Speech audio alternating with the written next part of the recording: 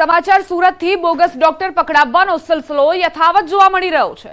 વરાછા પોલીસના બે bogus clinic પર દરોડા, બે નકલી ડોક્ટર અને કમ્પાઉન્ડરની ધરપકડ કરાઈ।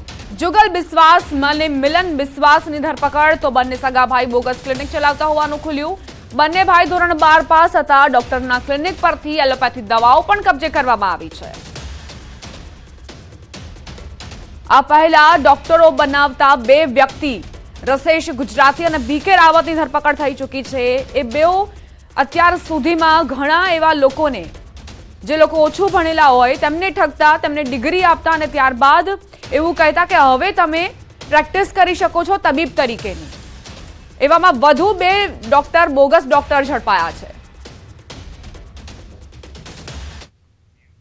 જેલમાં એક રાત વિતાવ્યા બાદ પુષ્પાભાઈ એટલે કે સાઉથના સુપરસ્ટાર અલ્લુ અર્જુનને મુક્ત કરવામાં આવ્યો છે। શુક્રવારે હૈદરાબાદ પોલીસે તેમની ધરપકડ કરી હતી। ધરપકડ બાદ તેમને 14 દિવસની ન્યાયિક કસ્ટડીમાં મોકલી દેવામાં આવ્યા હતા। બાદમાં તેલંગાણા કોર્ટે અલ્લુ અર્જુનને જામીન આપ્યા હતા। જોકે અભિનેતાને જેલમાં રાત વિતાવવી પડી હતી। અલ્લુ જેલના પાછળના દરવાજેથી ઘરે પરત ફર્યો। જેલમાંથી છૂટ્યા બાદ અભિનેતાનો પહેલો વિડીયો સામે આવ્યો, જે વાયરલ થઈ રહ્યો છે। ફિલ્મ પુષ્પા 2 ધ રૂલમાં પ્રીમિયર દરમિયાન નાસભાગ મચતા જ એક મહિલાના મોતના સંબંધે તેમની ધરપકડ કરાઈ હતી। અલ્લુ અર્જુનને ધરપકડ બાદ ચંચલગુડા સેન્ટ્રલ જેલ લાવવામાં આવ્યા હતા, જે બાદ વહેલી સવારે તેઓ પોતાના ઘરે પહોંચ્યા હતા। With an immense love and support. Thank you. I'm safe. Nothing to worry. I'm doing well. Thank you very much. And I also like to tell that I'm a law-abiding citizen. I respect the law, and I will cooperate with them, and I'll do the needful. And very importantly, I would like to give my condolences once again to the family. It is very, very unfortunate that we went to watch a film and there was an accident, that is totally unintentional. We went to watch a movie and, due to an unfortunate accident, there's been a loss of a person. And we're always very sorry for whatever's genuinely happened. And it's purely out of my personal control. And I've been doing that for the last 20 years. Last 20 years I've been going to watch my films, and I've been to that place not just only for my film, for my uncle's films. I've been there more than 30 times in my life. Never something like this has ever happened. કચ્છમાં નકલી ED અધિકારીનું આપ connection સામે આવ્યું। નકલી ઈડીની team મામલે હર્ષ સંઘવીના આરોપ। ગુજરાતમાં આપના નેતાએ નકલી ઈડી ટીમ બનાવી, ટીમનો કેપ્ટન બની લોકોને લૂંટ્યા। આરોપી અબ્દુલ સત્તાર આપનો નેતા હોવાનો આરોપ મુકાયો। હર્ષ સંઘવીએ કેજરીવાલ સાથેના ફોટા પણ ટ્વીટ કર્યા।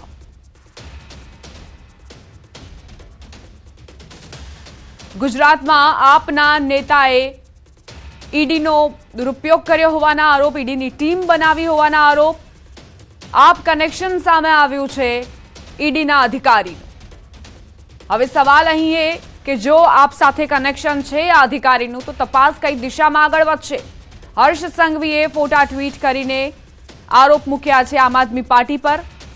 કેજરીવાલ સાથેના ફોટા પણ ટ્વીટ કરવામાં આવ્યા છે।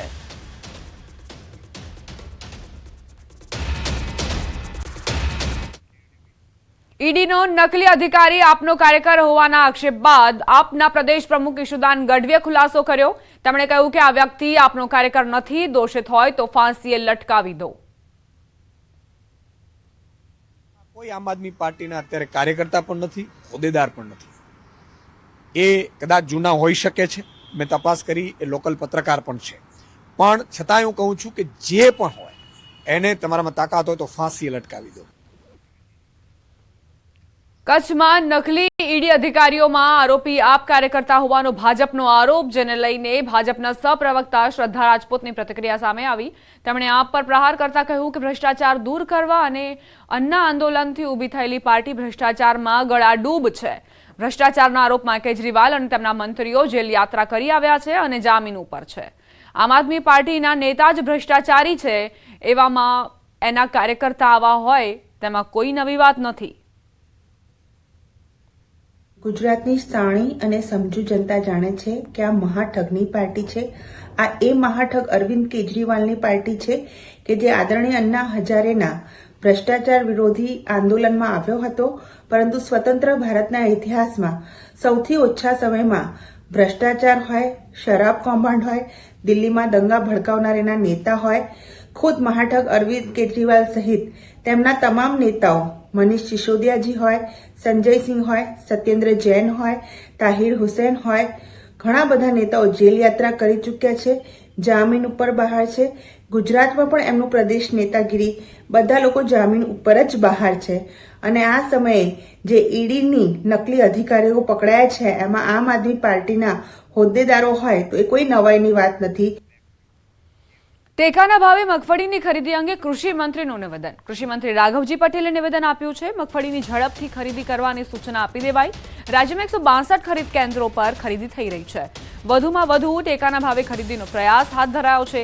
ધીમી ખરીદીની ફરિયાદ હશે તો નિરાકરણ લવાશે. મણના ટેકાનો ભાવ 1356 રૂપિયા મળે છે. ટેકાની ખરીદીથી ખેડૂતોને 20 કિલોએ 200 રૂપિયાનો ફાયદો થાય છે. મગફળીની ખરીદી સમગ્ર રાજ્યમાં 162 જેટલા ખરીદ કેન્દ્રો ઉપર થઈ રહી છે અને તમામ જગ્યાઓએ ઝડપથી ખરીદી થાય, વધુમાં વધુ ખેડૂતોની મગફળી ટેકાના ભાવથી સરકાર ખરીદે એ દિશામાં અમે લાગતા વળગતાઓને સૂચના આપી છે. અને ક્યાંય જો ધીમી ખરીદીની ફરિયાદ હશે તો અમે તાબડતોબ જે ઝડપી ખરીદી થાય એના માટેની કાર્યવાહી કરશે. 20 કિલોના ટેકાનો ભાવ 1356 રૂપિયા છે, જ્યારે ઓપન બજારમાં વધુમાં વધુ 1000 થી 1100 રૂપિયા મળે છે. એટલે 20 કિલો એ લગભગ 200 રૂપિયા જેટલો ફાયદો ખેડૂતોને સીધો ટેકાના ભાવથી થાય છે. સોનાની જેમ ચાંદીમાં હોલમાર્ક મારવા રજૂઆત કરાઈ. સાંસદ મુકેશ દલાલે રાજ્યકક્ષાના મંત્રીને રજૂઆત કરી. મંત્રી નીમુબેન બામણિયાને રજૂઆત કરાઈ. મુકેશ દલાલે જ્વેલરી એસોસિએશનના હોદ્દેદારોને સાથે રાખી કેન્દ્રીય ઉપભોક્તા ખાદ્ય અને જાહેર વિતરણ વ્યવસ્થા રાજ્યકક્ષાના મંત્રીને પત્ર પાઠવ્યો. મંત્રી નીમુબેન બામણિયાને મળી ગ્રાહકો સાથે ચાંદીની ખરીદીના સમય થતી છેતરપિંડી અંગે રજૂઆત કરાઈ. વેપારીઓ દ્વારા ચાંદીના પૈસા લઈ 100% મજૂરી લગાવવામાં આવે છે. ચાંદીના દાગીનામાં રહેલા સ્ટોન, મીણા, કુંદનને પણ ચાંદીના વજન સાથે ગણી વેચાણ કરાય છે. તપાસ કરવામાં આવે તો ચાંદી માત્ર 50 થી 60% જ મળી આવે, જેથી ગ્રાહકોને ચાંદીની શુદ્ધતા પર વિશ્વાસ નથી રહેતો, જેની અસર ચાંદીના ઉદ્યોગ પર થાય છે.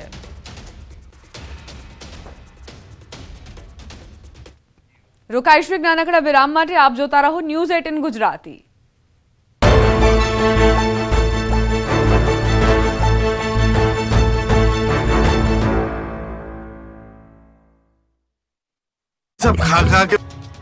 ગુજરાતમાં કાતિલ ઠંડીનું મોજું ફરી વળ્યું છે. સૌરાષ્ટ્રથી લઈ કચ્છ અને ઉત્તર ગુજરાતને લઈને દક્ષિણ ગુજરાત સુધી બર્ફીલા પવન ફૂંકાતા આખું ગુજરાત જાણે ફ્રીજ બની ગયું છે.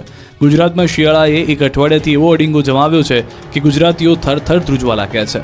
રાજ્યભરમાં ઠંડીની સાથે ઉત્તર તરફથી ફૂંકાતા બર્ફીલા પવનને કારણે લોકો ઠૂઠવાઈ ગયા છે.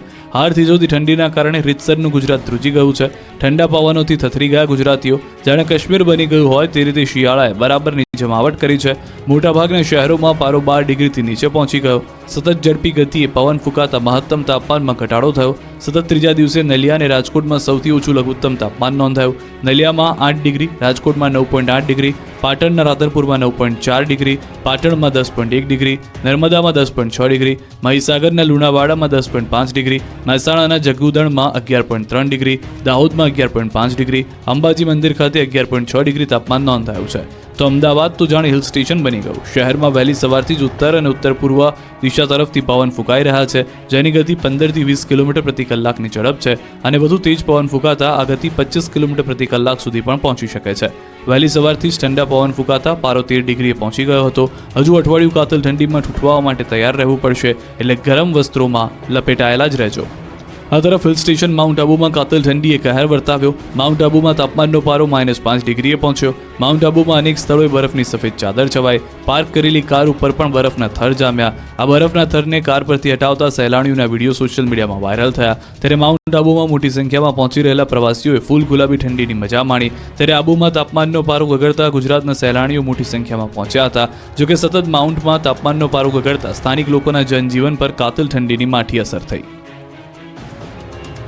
નકલી વસ્તુઓની ભરમાર વચ્ચે હવે ઉત્તર ગુજરાતનું મહેસાણા હોય કે કડી, બનાસકાંઠા હોય કે પાટણ, બધા જ શહેરો જાણે નકલી વસ્તુઓના એપી સેન્ટર બની ગયા છે.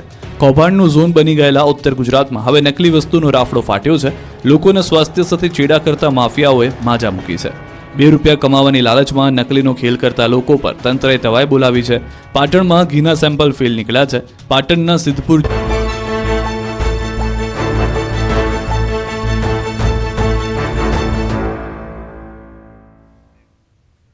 Welcome back. વડોદરાના ગેસ રિફિલિંગ કૌભાંડમાં મોટા ખુલાસા. ગેસ કૌભાંડમાં એજન્સીના માલિકની સંડોવણી બહાર આવી. સિલિન્ડરના ડિલિવરી ચાર્જ પોસાતો ન હોવાથી ચોરી ખુદ ગેસ એજન્સીનો માલિક જ ચોર નીકળ્યો.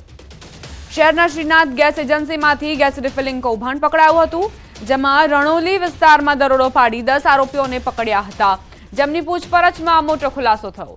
તપાસમાં બહાર આવ્યું કે 7 મહિનાથી રાંધણ ગેસના બોટલમાંથી ચોરી થતી હતી. આ મામલે સુપરવાઇઝર મયુદ્દીન ઘરેલું ગેસ સિલિન્ડરમાંથી કમર્શિયલ સિલિન્ડર તૈયાર કરાવતો. હાલમાં શ્રીનાથ ગેસ એજન્સીનો માલિક હિરેન મહેતા વોન્ટેડ છે. આ મામલે પોલીસે 5 ટેમ્પા, 174 સિલિન્ડર, 33,000 રોકડ અને 9 મોબાઈલ સહિતનો મુદ્દામાલ જપ્ત કર્યો છે.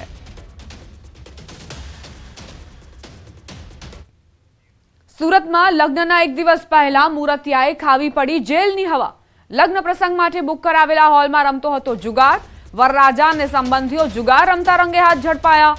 વરરાજા નવાઝ શરીફ કાંગડાના આવતીકાલે લગ્ન હતા. રાંદેર વિસ્તારમાં આવેલ ટુંબી હોલમાં જુગાર રમતો હતો. રાંદેર પોલીસે બાતમીના આધારે ટુંબી હોલમાં રેડ કરી. પોલીસે રેડ કરી એક વરરાજા સાથે 13 લોકોને ઝડપ્યા. વરરાજા નવાઝ શરીફ કાંગડાના અને તેના ભાઈને જામીન અપાયા. પોલીસે 76,000 થી વધુ રોકડ અને મોબાઈલ કબજે લીધા. આશરે 2 લાખથી વધુનો મુદ્દામાલ પણ પોલીસે જપ્ત કર્યો. નવાબ કાગડા કરીને છે એ તુંબી હોલમાં એના ભાઈના લગ્ન હતા એટલે હોલ ભાડે રાખેલો હતો અને ત્યાં જુગાર રમાડતા હતા. એ જુગાર રમતા ત્યાં પોલીસને બાતમી મળેલ, જેથી 13 જેટલા કુલ ઈસમોને 2 લાખ જેટલા મુદ્દામાલ સાથે મોબાઈલ ફોન સાથે પકડી પાડેલ છે અને તેમના વિરુદ્ધમાં કાયદેસરની કાર્યવાહી કરવામાં આવે છે. એમાં એક વરરાજા બધા જે કાગડા છે એ નવાબ કાગડા એનો જ ભાઈ છે, નદીમ આસિફ કાગડા કરીને છે, એના લગ્ન હતા એટલા માટે ત્યાં હોલ ભાડે રાખેલો હતો. રાજકોટમાં વધુ એક સરકારી કર્મચારી લાંચ લેતા ઝડપાયો. કાર્યપાલક ઇજનેર માર્ગ અને મકાન વિભાગની કચેરીમાં એસીબી દ્વારા છટકું ગોઠવવામાં આવ્યું. આરએનબી વિભાગનો સિનિયર ક્લર્ક લાંચ લેતા ઝડપાયો. રવિ રાજુ મજેઠિયા 5,000ની લાંચ સ્વીકારતા રંગે હાથ ઝડપાયો. ફરિયાદીએ સરકારી ક્વાર્ટર મેળવવા 5 મહિના પહેલા અરજી કરી હતી.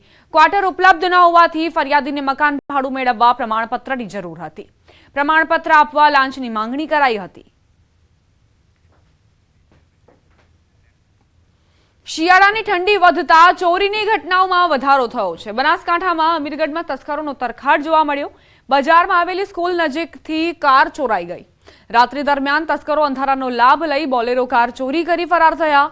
કાર ચોરીના સીસીટીવી ફૂટેજને લઈને અમીરગઢ પોલીસ મથકે જાણ કરવામાં આવી.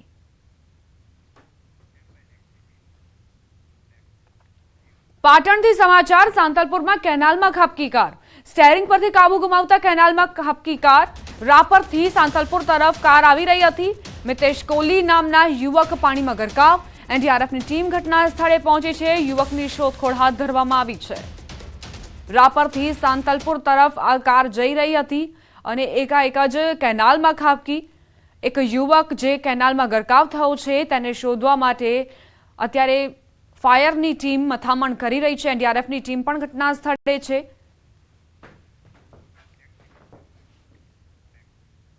સત્તાધારના મહંતના સમર્થનમાં આવ્યા સંતો. મહંત વિજય બાપુના સમર્થનમાં સાધુ સંતો આવ્યા. છાયા મંડળના સંતોએ વિજય બાપુ સાથે મુલાકાત કરી. સત્તાધાર ખાતે ધર્મસભા બોલાવવા લાગણી વ્યક્ત કરી. સાધુ સંતોએ સમર્થન આપતા કહ્યું, સત્તાધારના મહંત વિજય બાપુ એકલા નથી, સંતો તેમની સાથે છે. સત્ય બહાર આવવું જોઈએ.